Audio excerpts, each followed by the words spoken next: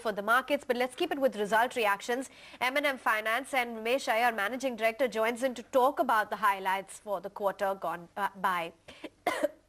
Thanks very much for being with us, Mr. Iyer. Just take us through the result highlights because it's been one of your weakest quarters. So what's the reason that we're seeing stress on multiple parameters?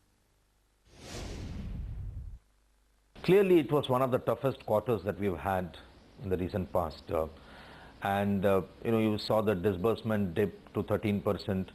The PAT has dipped about 18%, while the income has maintained a growth of 18% and the AUMs have grown 16%.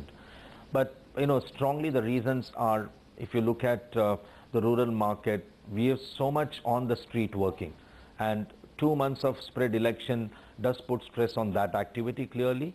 We are not able to reach out to customers for collection of cash, carrying them over to our branches. Customers who work with various contractors from where they collect their payments and installments get delayed. So therefore, it's purely a transactional delay which has happened during these 2 months. But if you were to look at June independent of the 3 months, we did see already corrections happening, money start flow coming in. But what gets built in such a short period of 2 months will take at least about a couple of quarters before one can see a major corrections happening. But I would largely attribute this to slowdown of activity, ability to collect cash. And finally, one thing is, it's a collateral back lending where there is an option for us to repossess the vehicle or the customer surrenders vehicle which we transact on second-hand market when they default. But even during this period, administratively, we're not really able to repossess vehicles. The courts don't give us orders, etc. And I think one has to look at the numbers in relationship to these 2 months, which really got busy with these activities, slowing down our activity overall. Ramesh, why have margins shrunk this quarter, and where are you seeing the maximum stress? More importantly, how long do you think the pain will last? Let me clarify, the margin shrink is not on account of any product or geography. It's not on account of lending rate dip or a borrowing cost increase.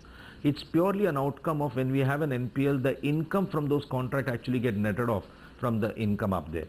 And that actually reflects a shrink in the margin. And therefore, we don't see going forward there's going to be any pressure on margins. If you were to normalize this by removing the income reversal, I think the margins have been in place. In fact, we've now been AAA rated by Fitch as well as by Brickswork, and we believe going forward we could get some benefit of rates as well. But absolutely no pressure on margins from the lending rate or the borrowing cost perspective. What about the gross NPAs this quarter and the provision cover, and what has impacted your asset quality, and take us through the outlook for the same?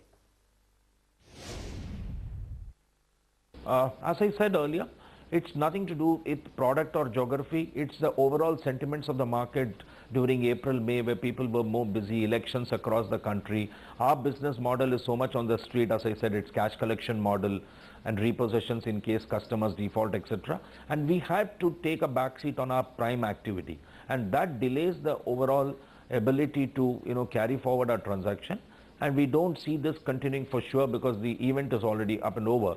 And we see only corrections going forward from here. And that's the only impact I would think largely which has had on the NPLs. Ramesh, just hang on for a minute because Indian Bank numbers are out and those don't seem to be too pretty. 207 crores versus 317, and I think the stock reaction will tell you that the market has not received it well.